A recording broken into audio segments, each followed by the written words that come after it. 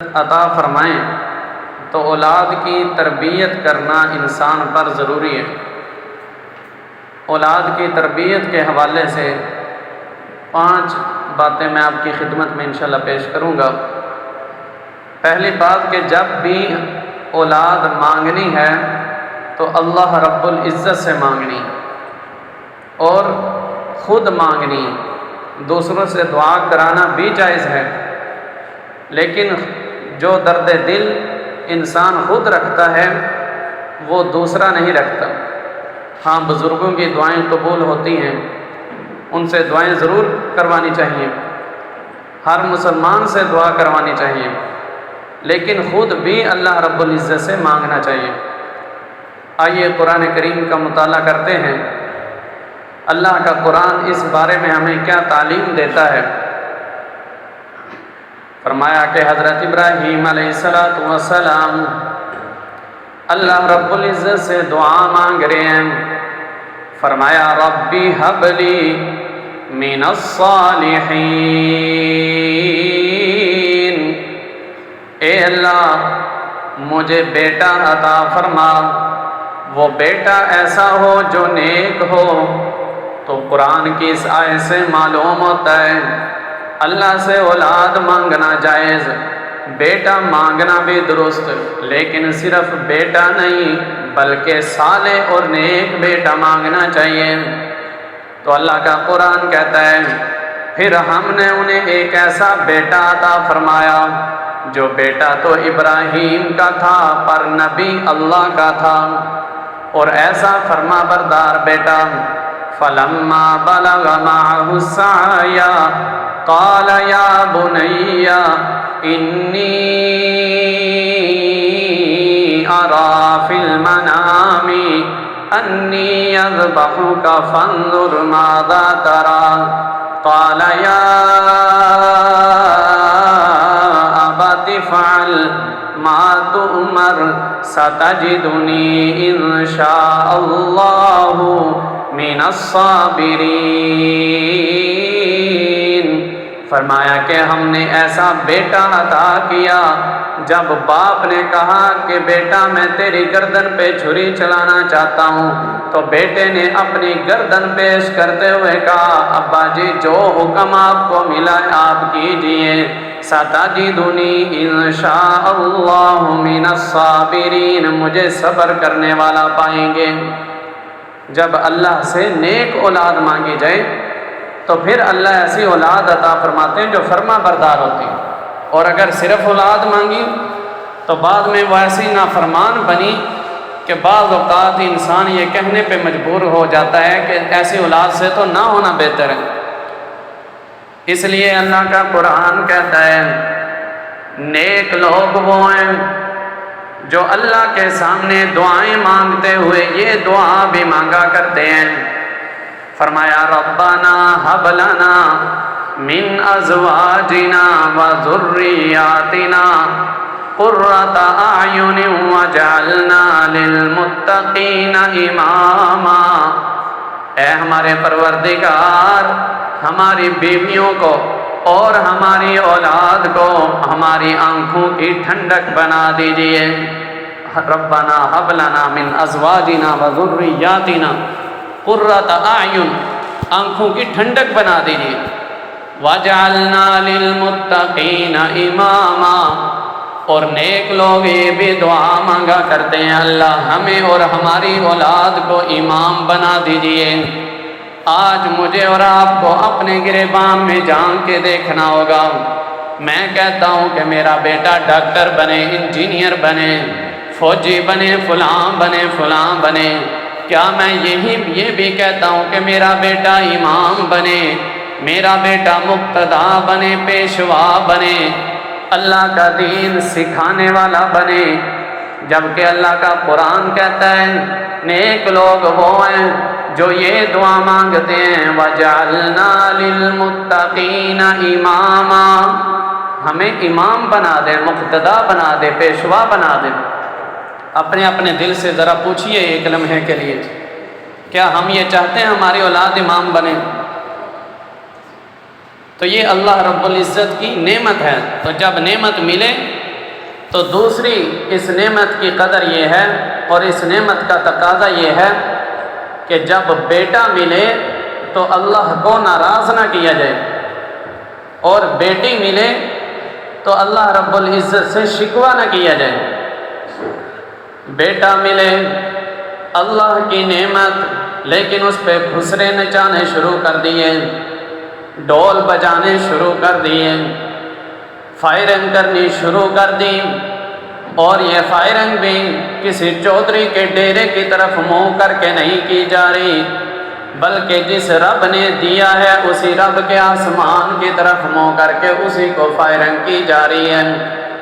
جب بیٹا اللہ عطا فرمائے تو اللہ کی نافرمانی نہیں کرنی، اور جب اللہ بیٹی عطا فرمائے تو اللہ سے شکوہ نہیں کرنا۔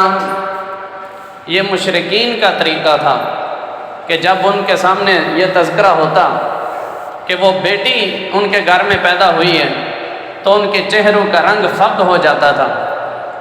آج ہمیں دیکھیے ہمارے معاشرے کے اندر بھی یہ اثر پایا جا رہا ہے، حتیٰ کہ اگر بہو کے ہاں ایک بیٹی، دوسری بیٹی، تیسری بیٹی پیدا ہو تو ساس یہ کہنا شروع کر دیتی ہے کہ میرا بیٹا تو بہت اچھا ہے، یہ پتہ نہیں منحوس ہے، یہ تو بیٹیاں ہی جان رہی ہیں۔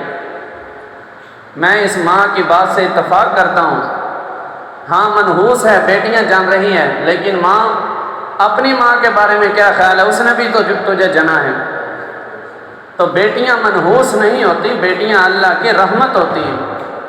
اور میں نے شروع میں عرض کیا اولاد عطا کرنے والی ذات اللہ رب العزت کی ہے، عورت نہیں ہے۔ عورت سے بیٹے کا تقاضا کیا جا رہا ہوتا ہے، بیٹا ہی پیدا کرنا ہے، بیٹا ہی پیدا کرنا ہے۔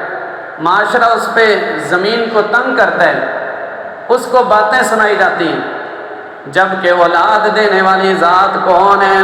سارے مل کے کہہ دیجئے اللہ۔ اولاد دینے والی ذات اللہ، بیٹے عطا کرنے والی ذات اللہ، بیٹیاں عطا کرنے والی ذات اللہ کی ہے۔ تو بیٹیاں تو رحمت بن کے آتی ہیں۔ اللہ دی رحمت ہوندیاں نے دیاں تے پرونیاں ہوندیاں نے، اللہ دی رحمت ہوندیاں نے دیاں تے پرونیاں ہوندیاں نے، اعزاز تے عزت ہوندیاں نے دیاں تے پرونیاں ہوندیاں نے، ماں نال وفاواں کر دیاں نے، بابا لئی دعاواں کر دیاں نے، ماں باپ دی ہمت ہوندیاں نے تیاں تے پرونیاں ہوندیاں نے، نہیں شکوا کوئی تقدیراں دا، بڑا مان انہاں نوں ویراں دا، ویراں دی غیرت ہوندیاں نے تیاں تے پرونیاں ہوندیاں نے، اے آندیاں لے کے رحمتاں وی، بابا دے رزق وچ برکتاں وی، بڑیاں خوش قسمت ہوندیاں نے تیاں تے پرونیاں ہوندیاں نے۔ اللہ کا قرآن کہتا ہے وَإِذَا بُشِّرَ أَحَدُهُمْ بِالْأُنثىٰ ظَلَّ وَجْهُهُ مُسْوَدًّا وَهُوَ كَظِيمٌ، فرمایا کہ جب انہیں خوشخبری دی جاتی ہے، پورے قرآن کو کھول کے دیکھیے، بیٹے کی ولادت پہ اللہ نے یوں نہیں کہا جب باپ کو خوشخبری دی جاتی ہے، بلکہ بیٹی کی اولاد پہ کہا کہ باپ کو جب خوشخبری دی جاتی ہے۔ آج ہم بیٹے کی ولادت پہ مبارکباد دیتے ہیں، خوشی اس کو بتاتے ہیں، بیٹی کی اولاد پہ مبارکباد نہیں دیتے، جبکہ اللہ کا قرآن کہتا ہے وَإِذَا بُشِّرَ، جب انہیں خوشخبری دی جاتی ہے بِالْأُنثىٰ کہ آپ کے ہاں بیٹی پیدا ہوئی ہے، ظَلَّ وَجْهُهُ مُسْوَدًّا، ان کے چہروں کا رنگ فق ہو جاتا ہے، ان کے چہروں کا رنگ بدل جاتا ہے، وہ واویلا کرنا شروع کر دیتے ہیں۔ یہ تو مشرکین کا طریقہ تھا، آج یہ اثر ہمارے اندر بھی آ گیا کہ بیٹی کی ولادت پہ خوشیاں نہیں ہیں بلکہ پریشانی کا سامنا ہے۔ تو اللہ رب العزت اگر بیٹا عطا فرمائے اللہ کو ناراض نہیں کرنا، اور اگر بیٹی عطا فرمائے تو اللہ سے شکوہ نہیں کرنا۔ اولاد کے حقوق پر تیسری بات عرض کرتا ہوں کہ آپ صلی اللہ علیہ وسلم نے فرمایا من ولد لہ ولد، جس کے ہاں بیٹا پیدا ہو، فَلْيُحْسِنْ اسْمَهُ، اس کو چاہیے کہ بیٹوں کے نام اچھے رکھے۔ آج ہمیں یہ بیماری لگ گئی کہ ہم جدید ناموں کی تلاش میں اچھے اچھے ناموں کو چھوڑ دیتے ہیں، جبکہ اللہ کے حبیب صلی اللہ علیہ وسلم نے فرمایا کہ ان اسماءکم خیر اسمائکم عبد اللہ و عبد الرحمن، فرمایا کہ اللہ کے ناموں، فرمایا کہ انسانوں کے ناموں میں سے بہترین دو نام ہیں، ایک عبداللہ ہے اور ایک عبد الرحمن ہے۔ فرمایا کہ یہ اللہ کو سب سے زیادہ پیارے نام ہیں۔ پھر اس کے بعد اللہ کے نام کی طرف نسبت کر کے جو بھی نام رکھا جائے، عبد الستار، عبد الغفار، عبد الشکور، جتنے بھی اللہ کے صفاتی نام ہیں ان ناموں کی طرف نسبت کر کے رکھا جائے۔ انبیاء کرام علیہ السلام، صحابہ کرام، اہل بیت اعظام، اولیاء کرام، ان کے ناموں پر نام رکھا جائے۔ اور آپ نے فرمایا کہ نام کا اثر اس کی شخصیت پر ہوتا ہے۔ چنانچہ گزشتہ جمعوں میں آپ نے یہ بات سنی کہ حضرت رسول اللہ نے، حضرت علی نے جب بیٹے کا نام حرب رکھا تو حضرت رسول اللہ نے فرمایا یہ حرب نہیں، یہ تو حسن ہے، یہ حرب نہیں، یہ تو حسین ہے۔ حرب کا معنی جنگجو اور حسن کا معنی سلو کروانے والا۔ فرمایا کل قیامت والے دن تمہیں تمہارے ناموں کے ساتھ اور تمہارے باپ کے ناموں کے ساتھ پکارا جائے گا، اس وجہ سے فرمایا کہ اپنے بیٹوں کے نام اچھے رکھو، کل قیامت والے دن تمہیں ندامت کا سامنا نہ کرنا پڑے۔ اور پھر فرمایا کہ 7ویں دن جب بچہ 7ویں دن کا ہو جائے تو اس کا عقیقہ کیجئے، اگر طاقت ہو تو 2 بیٹے کی طرف سے بکرے یا 2 حصے پڑے جانور میں، اور بیٹی کی طرف سے 1 حصہ، یہ 1 بکرا بکری اللہ کے نام پہ ذبح کیجئے۔ بال اتروائیے، بالوں کے برابر چاندی کو وزن کر کے اللہ کے راستے میں صدقہ کیجئے۔ اگر چاندی نہیں دے سکتے تو اس کی قیمت ادا کیجئے، اور یہ مستحب کے درجے میں ہے کہ پسندیدہ ہے، اگر نہ کیا تو گناہ نہیں ہے لیکن کرنا پسندیدہ ہے۔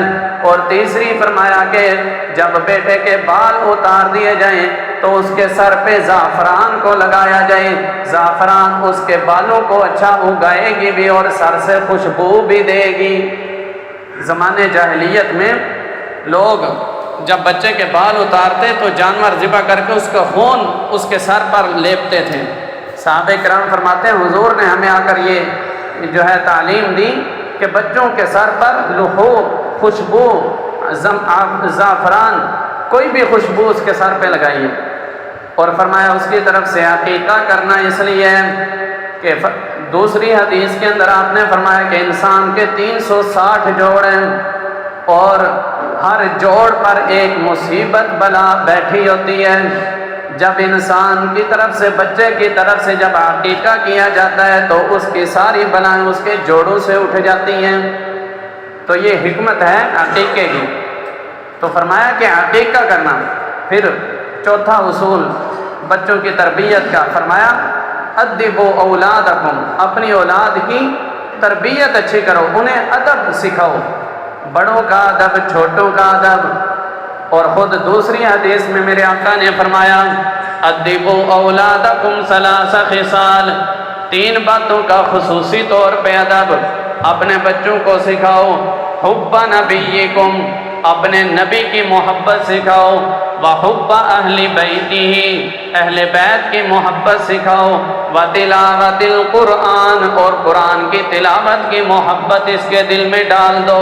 اس کو ایسا قرآن کے ساتھ جوڑو کہ کل تم دنیا سے رخصت ہو جاؤ تو اس کا قرآن پڑھنا، دعائیں کرنا تمہیں قبر کے اندر بھی تمہیں راحت کا سبب بنے۔ آپ صلی اللہ علیہ وسلم نے فرمایا کہ اچانک ایک آدمی کا درجہ جنت میں رفع لہ درجۃ فی الجنت، جنت کے اندر ایک درجہ اس کا بلند کر دیا جاتا ہے۔ تو وہ پوچھتا ہے کہ یا اللہ اچانک یہ کیسا ہوا، درجے کا کیا مطلب؟ گریڈ، جیسے دنیا میں یہ 18ویں گریڈ کا افسر ہے، یہ 19ویں، یہ 22ویں گریڈ کا افسر ہے، تو اچانک جنت کا گریڈ بڑھ جائے تو یہ کتنا بڑا ہے، بہت بڑا اعزاز ہے۔ اتنا فرق ہے کہ رسول اللہ صلی اللہ علیہ وسلم نے فرمایا کہ آدمی اپنی جنت میں ہوگا تو اچانک ایک خوشبو چلے گی، پوچھے گا یا اللہ یہ خوشبو کیسی ہے، تو میری جنت میں نہیں تھی۔ اللہ فرمائیں گے تیرے سے اوپر والی جو جنت ہے اس میں جو آدمی سویا ہوا ہے اس نے کروٹ بدلی ہے، اس کے منہ سے نکلنے والی سانس کی خوشبو تیری جنت میں آ گئی ہے۔ عرض کرے گا یا اللہ اس نے کیا عمل کیا تھا کہ اس کو بڑا گریڈ مجھ سے مل گیا؟ اللہ فرماتے ہیں کوئی اتنا بڑا عمل، اتنا کوئی مشکل کام تو نہیں تھا، اس نے ایک مرتبہ تجھ سے زیادہ سبحان اللہ کہا تھا، اس وجہ سے اسے جنت میں درجہ اعلیٰ مل گیا۔ تو میرے آقا نے فرمایا کہ اچانک ایک آدمی کا درجہ بلند کر دیا جاتا ہے تو اس سے وہ پوچھتا ہے یا اللہ یہ درجہ کیسے بلند ہوا؟ فرمایا جاتا ہے کہ تیرے بیٹے نے تیرے لیے ایک مرتبہ کہا ہے استغفر اللہ، ایک استغفر اللہ کا یہ ثواب ہے۔ فرمایا کہ اس کی وجہ سے اس کے باپ کا درجہ بلند ہو جاتا ہے۔ فرمایا کہ اپنے بیٹوں کو بولنے کے آداب سکھاؤ، اذا فتح اول کلمۃ فقال لا الہ الا اللہ ولقنوا موتاہم بلا الہ الا اللہ، او کما قال علیہ الصلوۃ والسلام۔